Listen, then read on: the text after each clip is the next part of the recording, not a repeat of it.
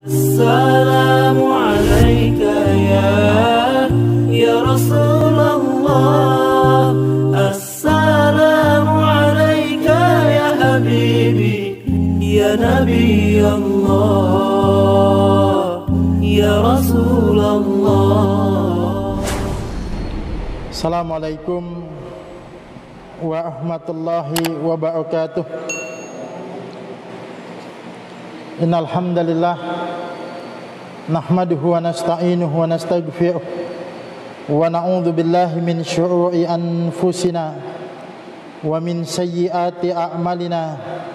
May yahdihillahu fala mudhillalah wa may yudlil fala hadiyalah. Asyhadu an la ilaha illallah wahdahu la syarikalah wa asyhadu anna Muhammadan abduhu wa rasuluhu la nabiyya ba'dah. Allahumma salli wa sallim ala nabiyyina Muhammadin wa ala alihi wa ashabihi wa man tabi'ahum bi ihsanin ila yaumiddin, amma ba'du. Alhamdulillah, jamaah yang dimuliakan oleh Allah Subhanahu wa taala, bersyukur kita kepada Allah. Pada kesempatan malam ini kita kembali dapat melanjutkan pengajian kita.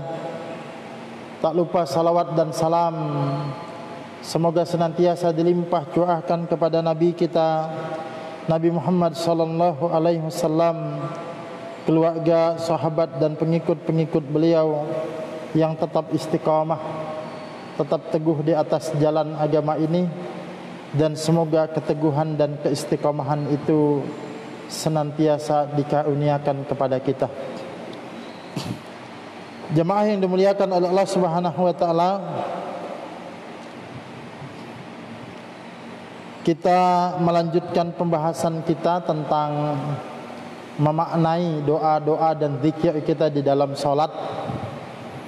Jika pembahasan yang lalu terkait dengan doa dan zikir di dalam salat ini, kita sudah membaca atau membahas tentang doa iftitah, maka kali ini kita akan membahas tentang ta'awudz,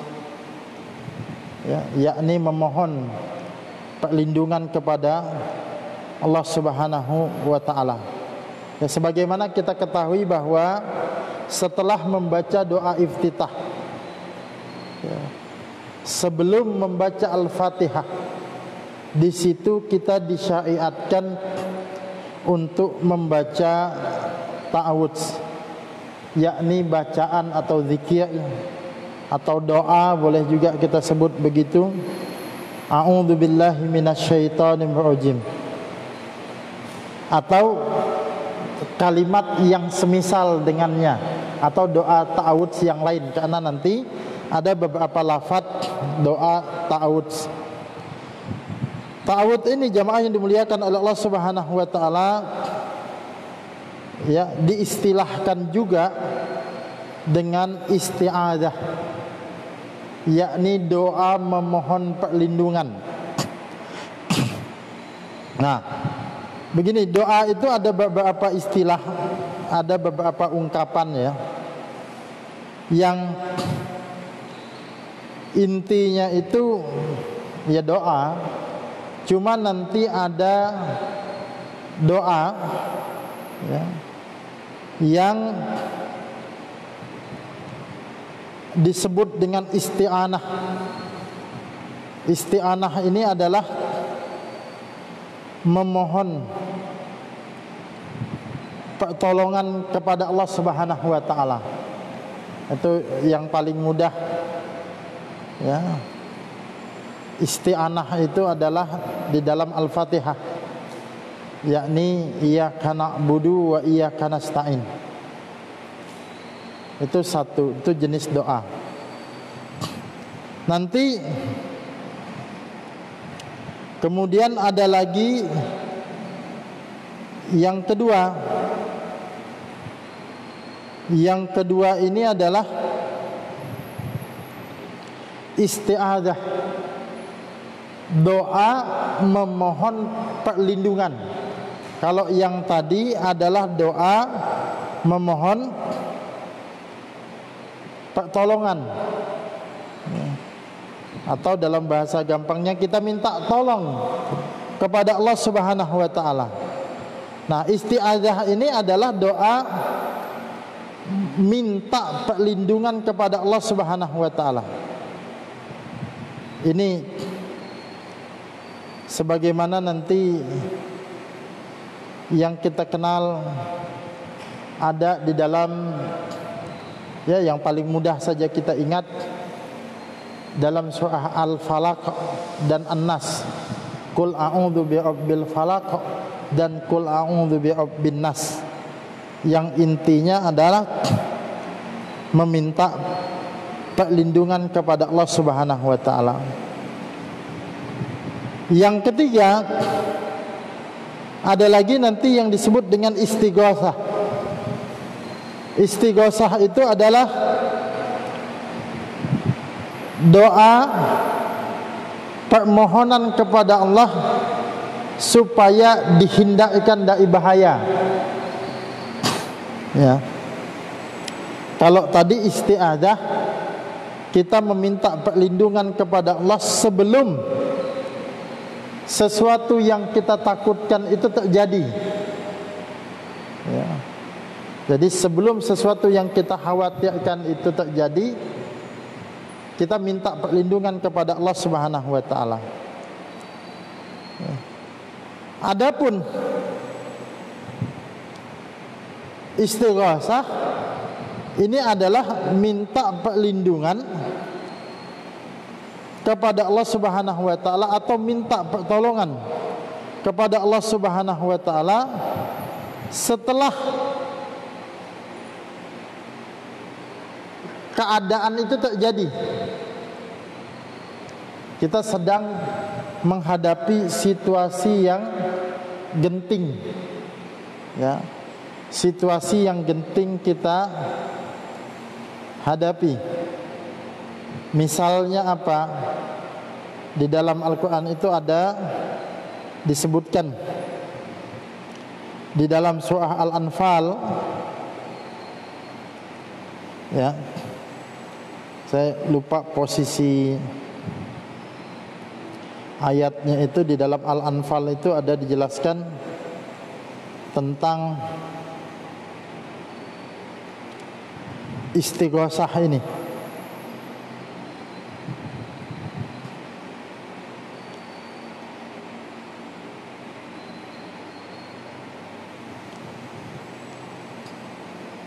Nah, di ayat yang ke-9,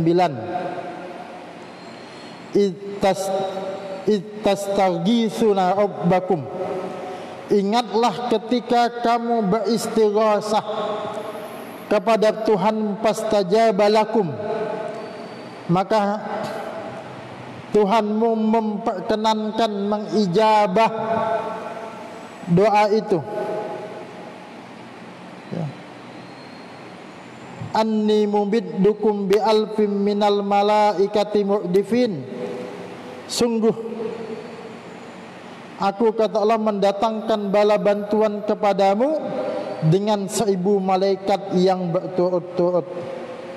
Ini terkait dengan perang Badar, yang pada saat itu kaum muslimin sedang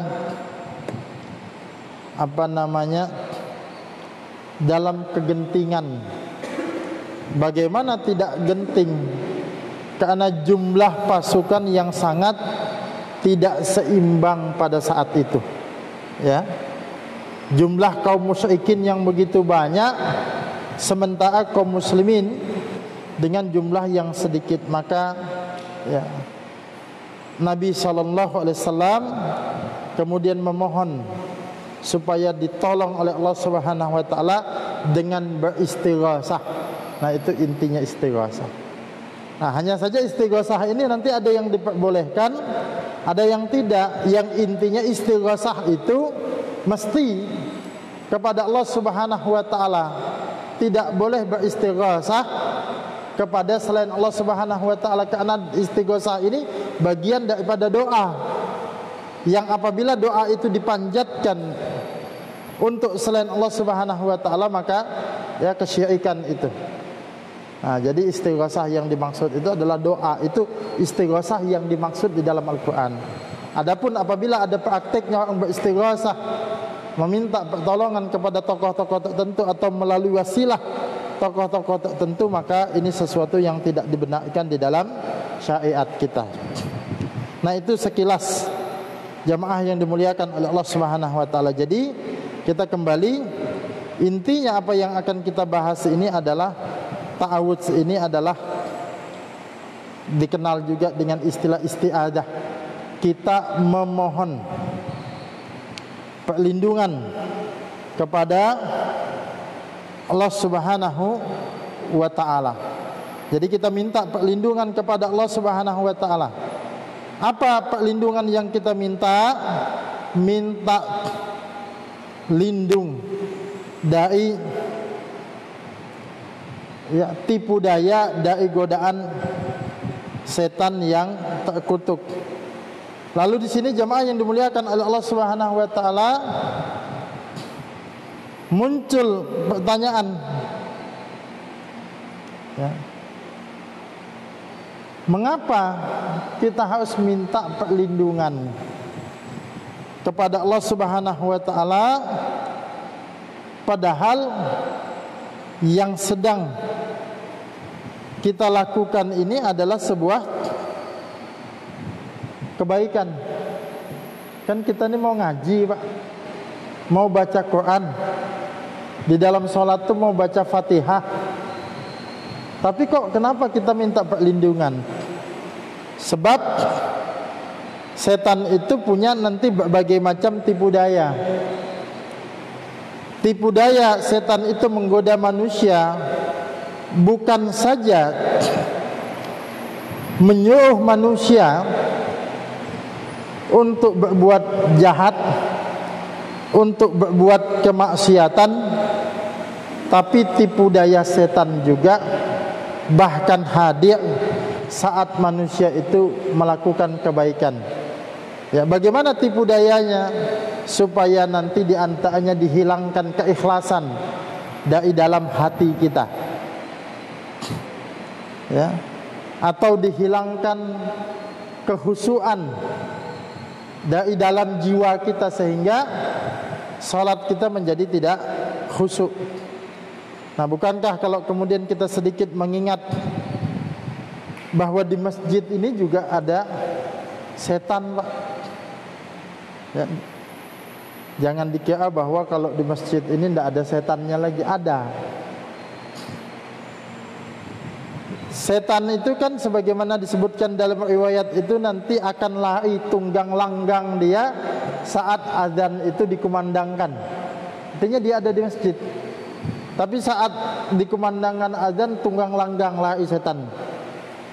Tapi selesai azan dia datang lagi menggoda orang yang lagi sholat sunnah, ya. Begitu qomat, takutan lagi dia. Nanti selesai qomat itu balik lagi. Disitulah dia membisikkan seseorang sehingga seseorang itu bisa lupa ini sudah rakaat keberapa. Nah, itu setan. Jadi maksud saya, di dalam amal-amal baik pun setan itu ada. Makanya kita mesti berlindung kepada Allah Subhanahu wa taala. Tadi menghilangkan kehusuan kita, termasuk juga menghilangkan keikhlasan kita. Nah, jadi jangan mentang-mentang wah baca Quran ini kan tidak perlu perlindungan lagi karena baca Quran ini. Betul, baca Al-Qurannya baik, tapi jiwa kita yang membacanya ini yang masih bisa bermasalah. Al-Quran ini sudah pasti baik,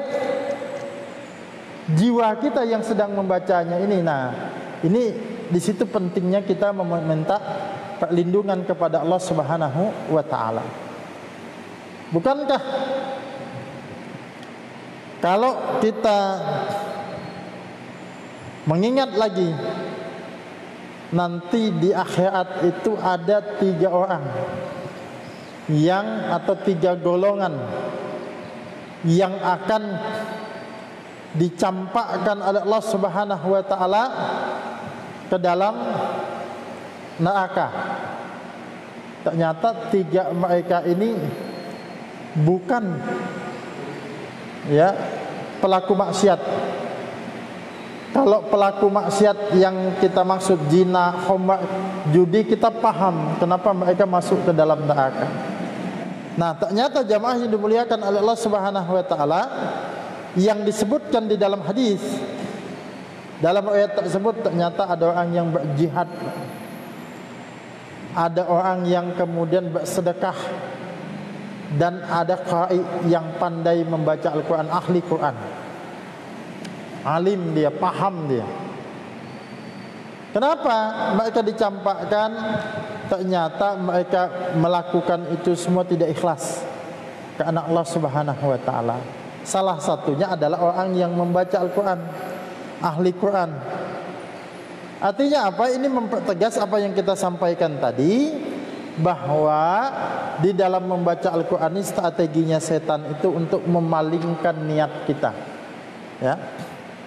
Makanya kita katakan tadi, setan itu punya strategi yang bermacam-macam, ya. Tadi ada yang dijebak dengan maksiat, tapi ketika gagal orang itu dijebak dengan maksiat, ketika orang itu beribadah dipalingkan lagi tadi niatnya tadi. Kan mungkin orang kalau ke pengajian ke apa digoda dengan maksiat itu belum tentu mempan, bahkan bagi setan itu strategi yang tidak baik mungkin begitu ya. Kenapa? Ya cuma aja ngajak ini mabuk gitu ya. Orang dia cium bau alkohol aja pusing sudah gitu kan. Tapi dia masuk melalui celah pintu niat tadi itu. Oh, luar biasa kamu nih. Ya, di kampung ini kayaknya kamu yang alim nih, rajin ini. Kamu yang paling soleh ini, kamu yang paling dermawan nih. Kamu yang paling bagus. Nah, itu diselipkan. Dan ini lebih tidak terasa lagi. Nah, itu mungkin hikmah kenapa kita penting jadi ta'awudz di dalam membaca Al-Quran. Dan jamaah yang dimuliakan oleh Allah Subhanahu wa taala, disunnahkan atau disyariatkannya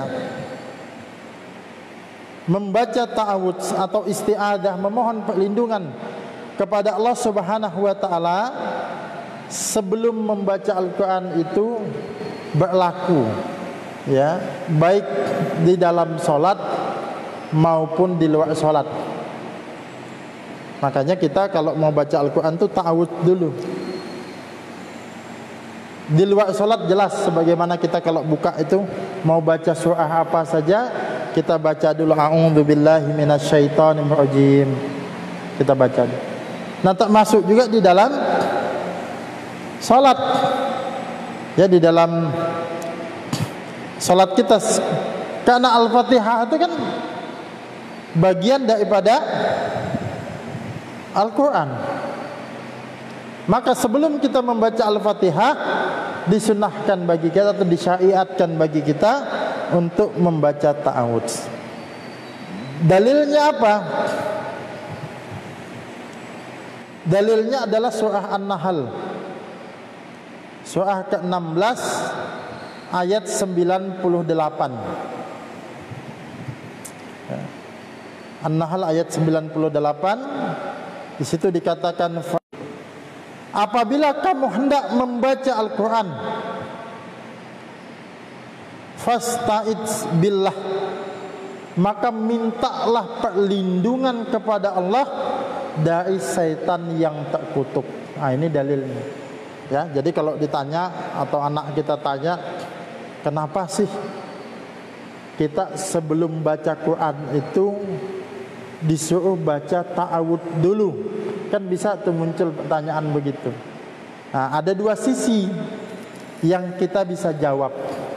Satu, karena perintah Allah Subhanahu wa taala, karena perintah Allah. Di mana perintahnya? An-Nahl ayat 98 ini, fa idza qara'tal Qur'ana fasta'id billahi minasyaitonir rajim. Kata Allah, apabila kamu hendak membaca Al-Quran,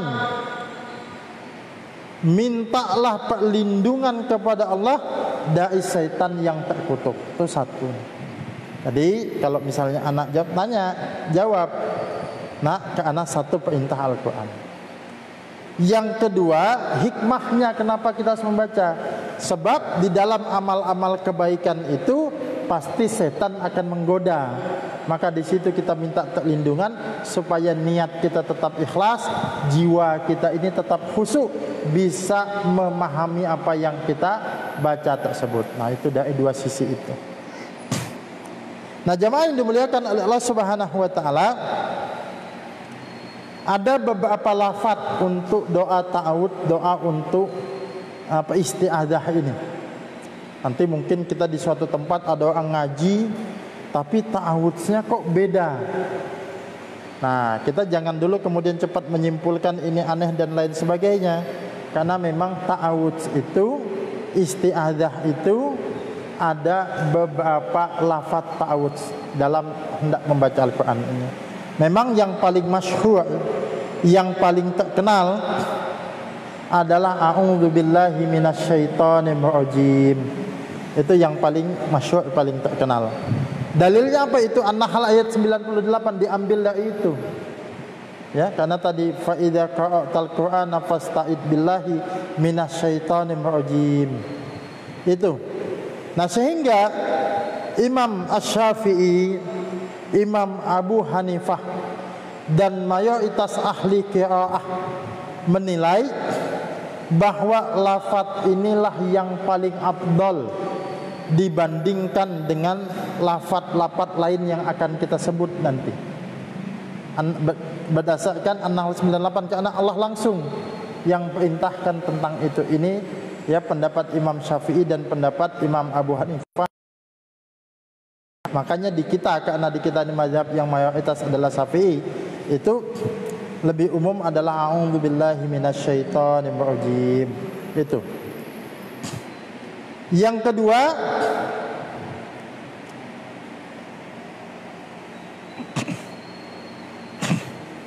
adalah lafaz yang kedua, lafaz ta'awudz yang kedua adalah a'udzubillahi samiil alim minasyaitonir rajim. Aku berlindung kepada Allah yang Maha mendengar dan Maha mengetahui dari setan yang terkutuk. Nah, jadi kalau ini ada tambahan a'udzubillahi samiil alim minasyaitonir rajim. Ada tambahan as-sami dan al-alimnya di situ. Yaitu kita minta perlindungan kepada Allah yang Maha mendengar lagi Maha mengetahui. Ya. Itu berdasarkan dalilnya ada dua. Yang pertama di dalam, kalau tidak salah, Al-A'raf ayat 199 kalau tidak salah, atau ayat 299. Yang kedua adalah surah Fussilat ayat yang ke 36. Surah Fussilat itu surah ke-41 ayat 36. Di situ dikatakan wa imma yanzaghannaka minasyaitani nazgun fasta'id billahi innahu huwas samiul alim. Dan jika setan mengganggumu dengan satu gangguan, maka mohonlah perlindungan kepada Allah, sesungguhnya dialah yang Maha mendengar lagi Maha mengetahui. Jadi ada tambahan innahu huwas samiul alim, ya, atau tadi a'udzubillahi samiil alim. Jadi ada tambahan as-sami dan al-alim di situ. Nah, pendapat yang kedua ini dikuatkan. Ya, semua ulama mengatakan boleh pendapat ini, tapi Kalau Imam Syafi'i dan Imam Abu Hanifah tadi mengatakan apa? Yang lafaz yang pertama yang afdal, sedangkan pendapat yang kedua ini Imam Ahmad, Al-Hasan bin Salih, Imam Nafi, Ibnu Amir dan yang lainnya mengatakan inilah yang lebih afdal. Kata mereka begitu. Kemudian yang ketiga, ini hampir sama dengan yang kedua tadi, yakni a'udzu billahi samii'il alim minasyaitonir rajim, innallaha huwas samiul alim. Jadi ditambah di ujungnya dibandingkan dengan lafaz yang kedua tadi ada tambahan innallaha huwas samiul alim. Dalilnya yang digunakan sama, ini pendapat Al-Hasan, ya, Hasan Al-Basri dan juga Ats-Tsauri atau Imam Sufyan Ats-Tsauri. Ini mereka mengatakan ini yang lebih afdal dibandingkan dengan yang lain.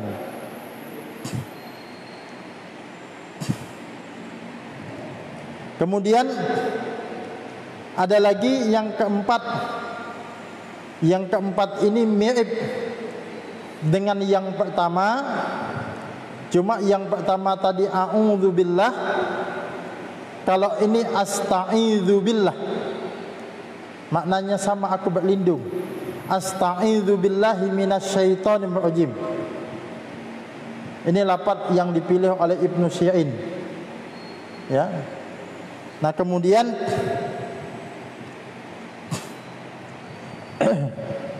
yang kelima, ini berdasarkan hadis Nabi, nanti Nabi bahkan di dalam salatnya membaca ta'awudz yang model yang kelima ini, yakni a'udzu billahi samiil alim minasyaitonir rajim min hamzihi wa nafthihi wa nafthihi. Aku berlindung kepada Allah yang maha mendengar dan maha mengetahui dari setan yang tertutup, dari gangguannya, dari tiupannya, dan dari semburannya. Jadi nafasa itu tiupan yang ada semburan. Jadi kalau ahli sihir, dukun atau tukang jampi-jampi itu baca mantra-mantra itu kan sering ada semburan-semburannya itu. Nah, minta perlindungan dari itu. Nah, dari kelima ini tadi saya katakan bahwa semuanya boleh, ulama hanya berbeda mana yang lebih afdal saja. Nah, yang tepat pendapatnya mengatakan pendapat ini adalah pendapat yang longgar, sifatnya pilihan bagi kita. Nah, kalau kita sudah terbiasa dengan a'udzubillahi minasyaitonir rajim, maka hal tersebut adalah sesuatu yang boleh dan tidak masalah kemudian untuk kita lanjutkan. Itu terkait dengan doa iftitah. Nah, kemudian apa hukum membaca doa bukan iftitah, ta'awudz? Apa hukum membaca ta'awudz ya di dalam, atau hukum ta'awudz secara umum? Ini ulama juga beda pendapat. Para ulama berselisih pendapat tentang hukum membaca ta'awudz ketika sholat.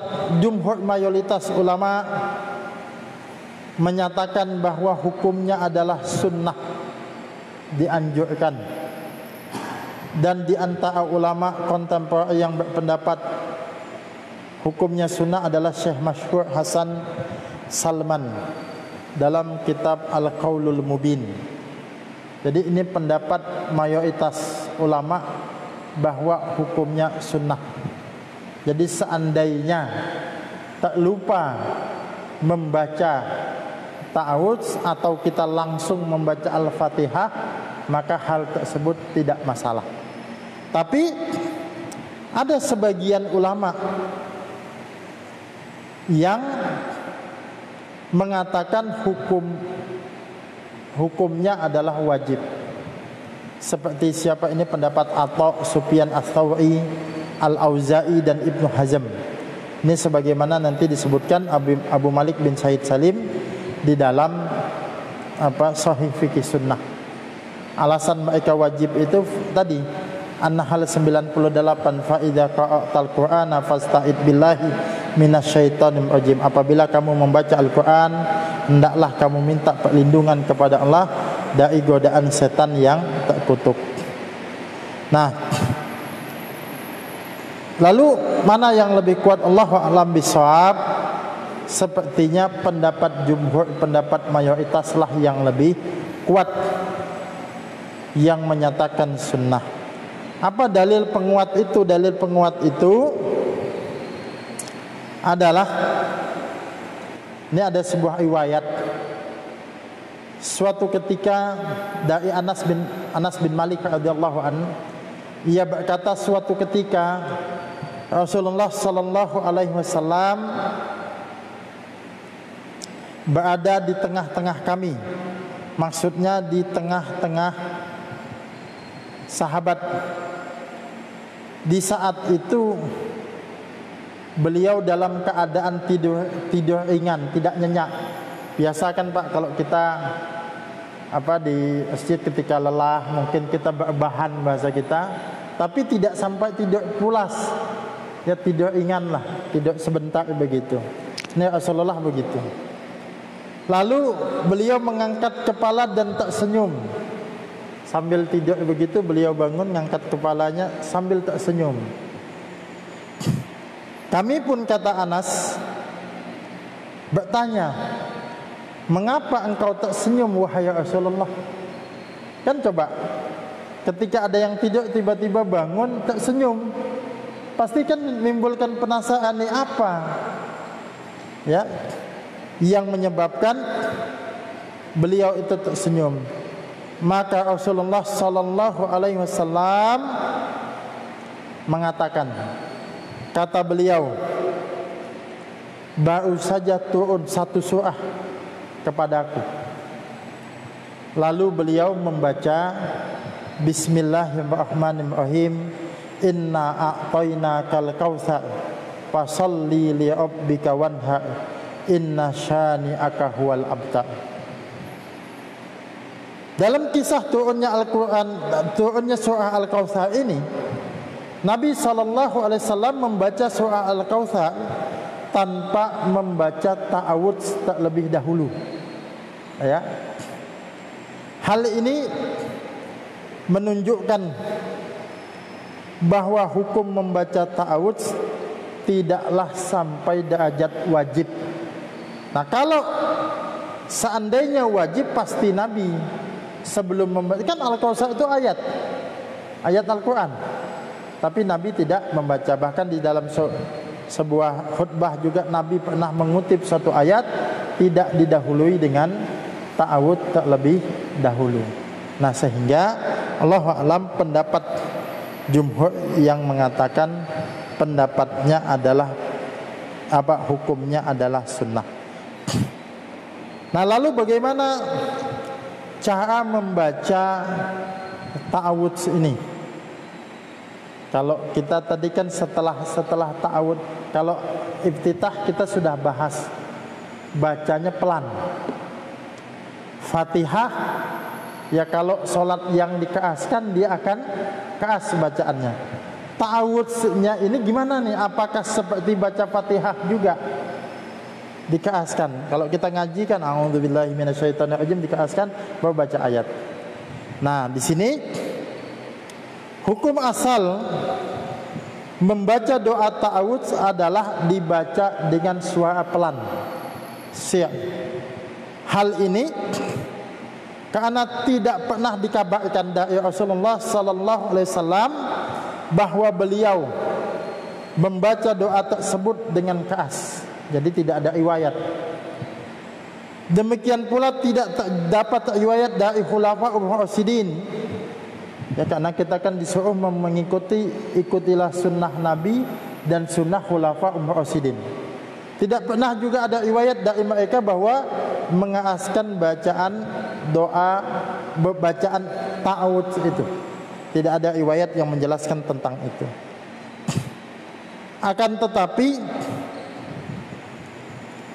diperbolehkan bagi imam untuk sesekali mengeraskan bacaan tersebut dalam rangka memberikan contoh atau pengajaran kepada makmum. Artinya apabila ada satu kebutuhan diperbolehkan. Kebutuhannya apa? Pasti li ta'lim, untuk pengajaran.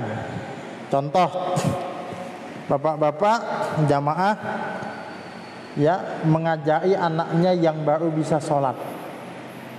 Ya, seringkali anak itu lupa baca baca ta'awudz. Kita bilang, nak perhatikan nih, bapak sholat nanti ta'awudz itu jangan lupa dibaca. Nah begitu kita keraskan sedikit, a'udzubillahi minasyaitonirrajim, bismillahirrahmanirrahim, baru kita baca Al-Fatihah. Itu dibolehkan. Karena memang di dalam pembahasannya sesuatu yang pada asalnya itu dibaca pelan menjadi boleh dikeraskan ya kalau sesuatu itu ada kebutuhannya. Contoh, kita di dalam kamar kita atau di rumah kita sedang sholat sunnah. Sholat sunnah yang bacaannya itu disiarkan. Misalnya kita sholat ba'diyah, pulangnya sholatnya di rumah, tiba-tiba ada yang ngetok kamar atau ngetok ke rumah kita, Allahu Akbar, ngetok dia. Kalau kita tidak sahuti ini, dia akan ngetok terus. Atau yang kita khawatirkan, dia pergi tidak menunggu kita, ya kan, pergi tidak menunggu kita, disangkanya tidak ada. Kita pengen memberi isyarat, memberi tahu bahwa saya sedang sholat. Cuma kan tidak mungkin kita kasih tahu, Pak tunggu setumat lah, aku sholat dulu, kan batal Pak. Nah, jadi boleh kita keraskan bacaan kita pas kita baca Fatihah, ya, pas kita baca Fatihah itu kan aslinya syiar dia, karena salat sunnah syiar. Boleh dikeraskan karena ada kebutuhan itu. Alhamdulillahirabbil alamin, kita baca. Ya, terus begitu. Nah, itu kalau ada kebutuhan. Tapi pada hukum asalnya mesti diingat bacanya adalah syiar, dan ini tidak dilakukan pengerasan itu terus menerus. Lalu jamaah yang dimuliakan oleh Allah Subhanahu wa taala, ya. Ya. Apakah baca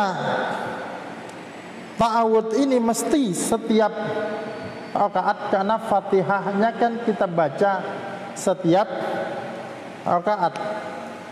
Apakah begitu bangkit dari rakaat yang lain lagi kita mesti baca ta'awudz lagi? Allahu a'lam, dalam hal ini juga ada beberapa perbedaan, ada ulama yang beda pendapat, tapi yang kuat saya